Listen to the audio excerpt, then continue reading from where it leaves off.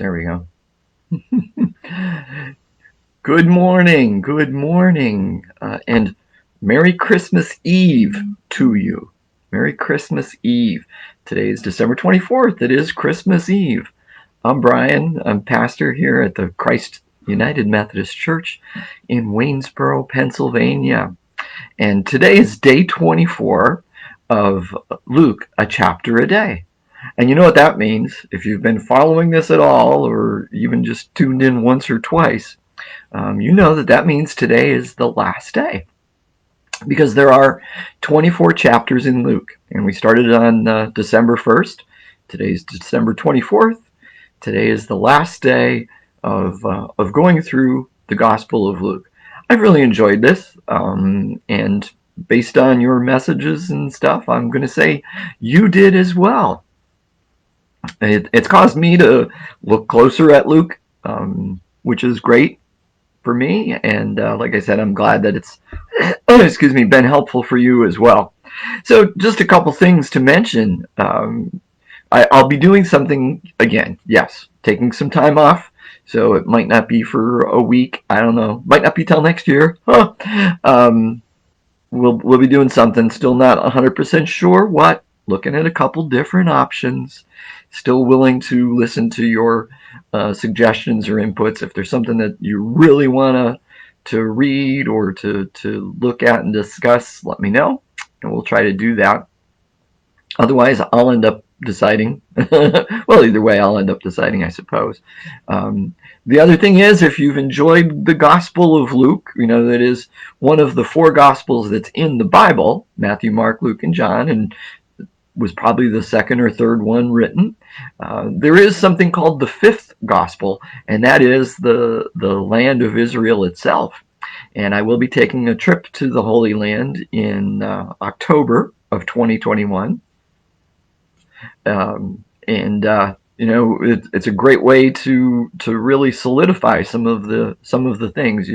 I've spoken to people who've gone on trips there before, and they said it opens the scriptures to them in ways they never thought possible, because of being able to understand the geography, and it helps understand more and better. So consider that, and if you want more information, just let me know. I'll be happy to provide you with the pamphlet, the brochure on that. Of course, since today is Christmas Eve, we have worship experiences taking place today at 4:30.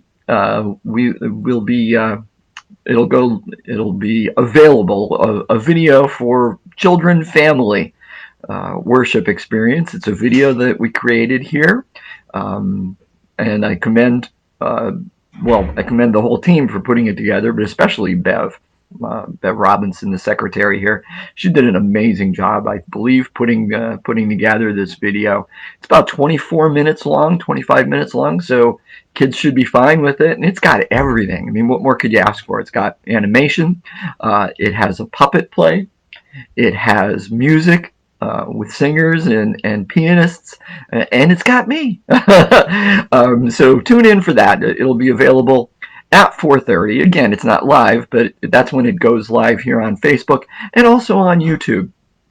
So you can look at it at either place, and anytime after 4:30, you will be able to view that. Now, if you're looking for something a little bit more, our 9:30 worship experience is going to be our traditional Christmas Eve worship, with lots of music, lots of music, some carols, and you can sing along at home.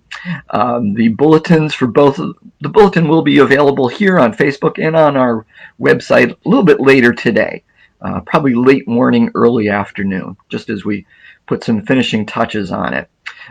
If you want to join us for the 9:30, have some candles. That's a great thing to do, as well as elements for communion. We will be having communion, and even though we're apart, we can be together for that. So bread or crackers and juice or wine, something like that, to be prepared. And like I said, candles. And although the worship experience itself starts at 9:30, we'll actually be going live at 9:15. Reverend Gary Shockley did an amazing sand art video, which basically tells the story in a couple different ways, and has allowed us to put some music over top of it. So Cindy Gettins recorded some organ music, and we laid that over top of it, and that'll be starting at 9:15, and it is about a 15-minute thing, but a great way to hear/see the story in a different way, and to help you focus and get ready for our worship. But enough of me talking about all that. Let's get to the reason why we're here today, which is chapter 24 of Luke, the last chapter of the Gospel of Luke. And spoiler alert, death wasn't the end of the story for Jesus, or for us for that matter. And so Luke chapter 24, which my Bible has the little heading, The Empty Tomb. That almost sounds like it could be a ghost story or something, doesn't it? So, very early in the morning on the first day of the week, Sunday, the women went to the tomb, bringing the fragrant spices they had prepared, which they did Friday afternoon before the sun went down. They found the stone rolled away from the tomb. That was the common way of closing off a tomb, keeping the smell in and keeping thieves away. But when they went in, they didn't find the body of the Lord Jesus. They didn't know what to make of this. Suddenly, two men were standing beside them in gleaming, bright clothing. The women were frightened and bowed their faces toward the ground, but the men said to them, "Why do you look for the living among the dead? He isn't here, but has been raised. Remember what he told you while he was still in Galilee, that the human one must be handed over to sinners, be crucified, and on the third day rise again." Pause. I'm going to pause there, even though it's in the middle of that story. I did emphasize, and I hope you caught that, it's an important couple key words in that. The messengers, we usually translate it angels, evangelion, which means messenger, literally, are very clear. They say, he isn't here, he has been raised. I like contemporary Christian music, but sometimes the theology is off on some stuff. So there's some songs I don't like, even though they're popular. When, in particular, ones that say that Jesus raised himself in some way, shape, or form, they use that Jesus raised from the dead. No, Jesus was raised from the dead. He has been raised. God the Father was the actor in that particular moment and in that particular deed, that particular event. And I do think that it's important to make that. It's an important distinction. So we don't say Jesus raised himself. He was raised. He has, as the Evangelion said, he has been raised. Okay, so on third day, rise again. Back to the women. Then they, the women, remembered his words. When they returned from the tomb, they reported all these things to the 11 and the others. Pause. Oh, no, I'll continue, sorry. It was Mary Magdalene, Joanna, Mary, the mother of James, and the other women with them who told these things to the apostles. Pause. Now I'll take the pause, the break. A couple things. First of all, again, Luke, for women, for Luke, women are very important. This is a big change from Old Testament to New Testament, and all the gospel writers, to some extent, place some importance on the women. They're the first ones that go to the tomb, and so they are important. But for Luke, women are even, they're a big part. I hope you've caught that over the 24 days that we've been discussing this, how important women are to Luke, and they are so often. A woman is the main character of one of the stories, and today's reading is no exception. It's not only one, it's a bunch of them. It's a bunch of the women. And not just saying women, but Luke goes to the point of identifying them, of naming them. That's unusual, very unusual, very unusual. He doesn't always name them, and we're going to talk about that again in a minute, or 5. But in this particular case, it's so important he mentions them by name. And the other thing I always try to point out to people is, especially when people say, "Well, women shouldn't be pastors" or something like that. What is a pastor, or what is the job of a pastor? Like to preach the good news, right? To preach the good news. What else would you call what these women did when they preached the good news to the disciples? They ran back and told the 11. Judas has committed suicide by this point, even though Luke doesn't mention that. He recognizes the fact that he's not there. So they were the first preachers. They were the first evangelists. So they told these things to the apostles. Their words struck the apostles as nonsense, and they didn't believe the women. But Peter ran to the tomb. When he bent over to look inside, he saw only the linen cloth. Then he returned home, wondering what had happened. Pause. Take a break there. So the women come back with this story that the men feel is outlandish, impossible, it's nonsense or malarkey. And so they don't believe them. Peter is at least intrigued enough to go see for himself. But even when he sees for himself, he doesn't understand it. The women are more perceptive than the man. I could say that's often the case, but they understand more than Peter. Still doesn't believe them, really. They give the whole story, and he's just wondering what happened. Continuing, and this is picking up from verse 13, if my eyes work right. On that same day, so still Easter Sunday, 2 disciples were traveling to a village called Emmaus, about 7 miles from Jerusalem. They were talking to each other about everything that had happened. While they were discussing these things, Jesus himself arrived and joined them on their journey. They were prevented from recognizing him. He said to them, "What are you talking about as you walk along?" They stopped, their faces downcast. The one named Cleopas replied, "Are you the only visitor to Jerusalem who is unaware of the things that have taken place there over the last few days?" He said to them, "What things?" They said to him, "The things about Jesus of Nazareth. Because of his powerful deeds and words, he was recognized by God and all the people as a prophet. But our chief priests and our leaders handed him over to be sentenced to death, and they crucified him.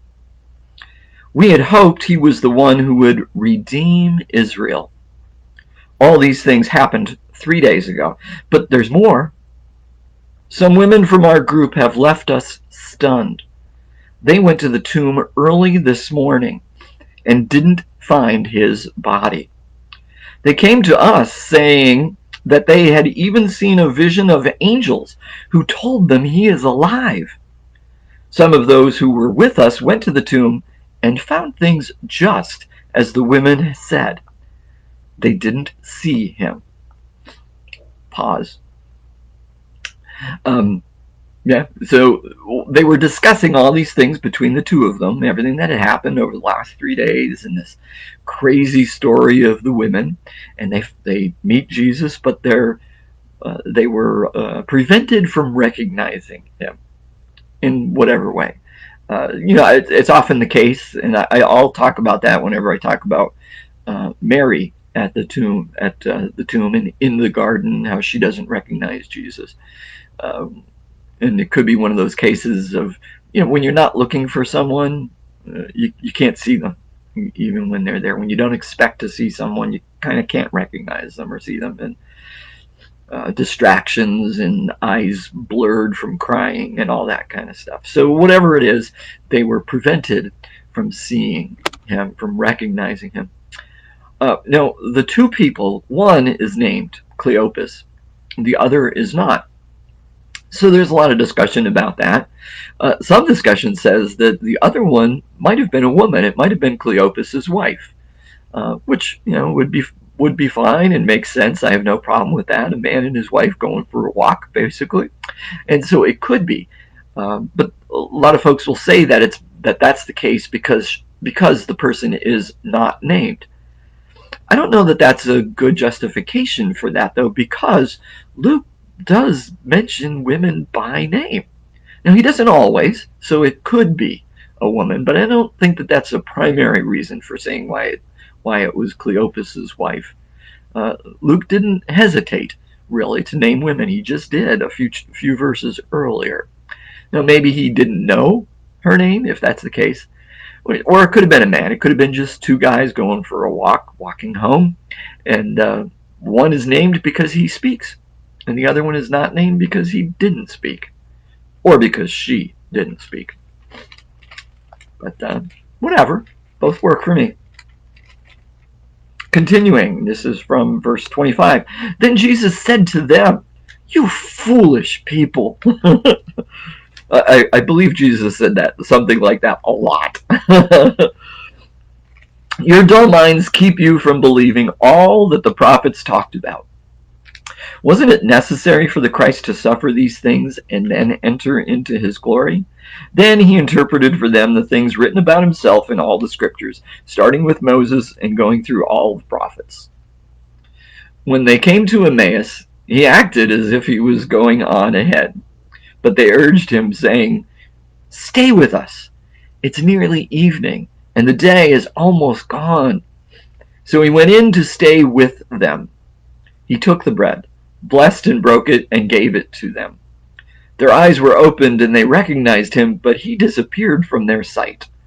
They said to each other, "Weren't our hearts on fire when he spoke to us along the road and when he explained the scriptures for us?" Pause. Even though there's only a couple of verses left before the next passage. Weren't our hearts on fire as he spoke to us? Whenever I read that passage, I'm reminded of John Wesley's experience at Aldersgate when which he describes, "My heart was strangely warmed." That was because he was listening to somebody else do a reading by somebody else about something from Scripture. So it was a couple generations away, a couple points of separation from the original, from the words.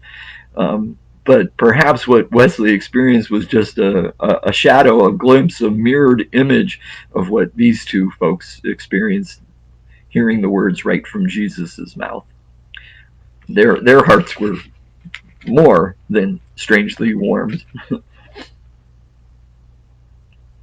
They got up right then. No, remember, this is almost dark, they said. It's almost evening, and they're going to get up right then and returned to Jerusalem. You know what?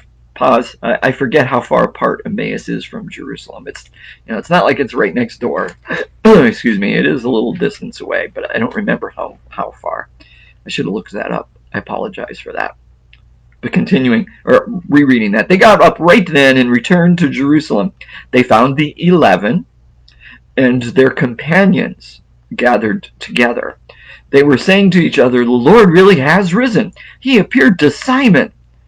Then the two disciples described what had happened along the road and how Jesus was known to them as he broke the bread. Pause. So in this whole passage with the part from Emmaus, anyway, the walk from Emmaus, Luke is pointing out a couple things. If you remember, Luke has this very high opinion of the prophets and a very low opinion of the priests. And he kind of pounds away at that. It makes an appearance again in here as they're talking. We thought that he would. Many of us, including apparently these two folks walking down the road, thought he was a prophet, and then he was going to redeem Israel. But the priests put him to death. So we've got that in there. The other point in this passage from the story on the walk to Emmaus is how Jesus reveals himself to these folks. And this is more theological than it is perhaps what Luke intended, but it's very easy to see out of it. It is through the scriptures through the scriptures, through preaching the word, and through the breaking of bread, that these two recognize and experience the presence of Christ. And that is still true today. It is through the scriptures and through preaching the word, through speaking the word, through reading the word, and through participating in the breaking of bread, the Holy Communion, the sacrament of the Eucharist, whichever way you want to phrase it, the Lord's Supper. It is through those two things that we are still able to encounter the presence of the risen Christ. And many folks, that's their first way they've ever encountered the risen Christ at all. So we should never cease to do either of those things. Wesley, of course, had a hugely great opinion and understanding of the sacrament of communion, and preached about continual communion, and said we should receive communion as often as possible. And during his adult life, he averaged 3 or 4 times a week that he received the sacrament himself. So continuing, picking up from verse 36. While they were saying these things, Jesus himself stood among them and said, "Peace be with you." They were terrified and afraid. They thought they were seeing a ghost. He said to them, "Why are you startled? Why are doubts arising in your hearts? Look at my hands and my feet. It's really me. Touch me and see, for a ghost doesn't have flesh and bones like you see I have." As he said this, he showed them his hands and feet. Because they were wondering and questioning in the midst of their happiness, he said to them, "Do you have anything to eat?" They gave him a piece of baked fish. Taking it, he ate it in front of them. Pause. So a couple things in there that's very important, and one thing that's left unasked or unanswered. So Jesus had a piece of fish. Of course, the great theological question is, did he have tartar sauce with it? Huh. No. If you remember yesterday, from the readings yesterday, if you were with me yesterday or watched up the video, and if not, that's okay. I'm going to talk about it again. The Greek philosophy of dualism was very present in the first century, and this thought was that the body and the spirit are one until death, and then they separate. Okay, and the body is bad in this philosophy of dualism. The body is not good, and the spirit is good. And it was thought that the spirit could hang around for about 3 days and then perhaps re-enter the body, which is why Jesus had to stay in the grave for 3 days. That was important for that purpose, as well as for other purposes. So they think they're seeing a spirit. They think they're seeing a ghost, perhaps just reanimated that way, rather than a truly resurrected body. But by telling them to touch me, and by asking for food and eating, Jesus is showing he's not just a spirit. This is a truly resurrected body. And it's another way of saying the body is good. It's not an evil thing that's separate from the spirit, from the soul. And that's how resurrection is truly going to take place. So continuing, just a little bit more to go here, folks. Jesus said to them, "These are my words that I spoke to you while I was still with you, that everything written about me in the law, from Moses, the prophets, and the Psalms, must be fulfilled." Pause. In other words, he's mentioned the 3 great parts of the Tanakh, of the Hebrew scriptures. By mentioning Moses, he's talking about the law. The prophets are, the big portion of it, and the Psalms, or the wisdom literature. So he's naming, saying the entirety of Hebrew, what we would refer to as Hebrew scripture or the Old Testament. Then he opened their minds to understand the scriptures. He said to them, "This is what is written, this Christ will suffer and rise from the dead on the 3rd day, and a change of heart and life for for the forgiveness of sins must be preached in his name to all nations, beginning from Jerusalem. Pause. I would say there's two reasons why Jesus is saying beginning from Jerusalem. One, because we can look at it as from 2 points of view anyway, from 2 points. One is that Jerusalem is the holy city, the special city, so all things start from there and go out. But I would say that we could look at it from a different way and saying start from where you are. Starting from where you are. They're in Jerusalem. So starting from right here, from right now, from where you are, and move out from here. And that message would then also include us. Start from where you are. Preach the message of good news. Preach the idea of repentance of sin. Preach the fact that Jesus Christ was raised from the dead for you, from right where you are, and spread out from there. A message that people still need to hear, for sure. You are witnesses of these things. We are witnesses of these things, just in a different way. Look, I'm sending to you what my Father promised, but you are to stay in the city until you have been furnished with heavenly power. Pause. That's of course, Luke is referring to what's coming up, which would be Pentecost. Which we'll get to, which you get to if you read Luke, and or if you read Acts, and we might get to if I read Acts with you. The last couple of verses. He led them out as far as Bethany, where he lifted his hands and blessed them. As he blessed them, he left them and was taken up to heaven. They worshipped him and returned to Jerusalem overwhelmed with joy.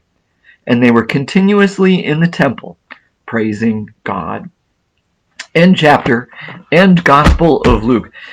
Just a couple final words on that last little passage too. The disciples worshiped Jesus and praised God.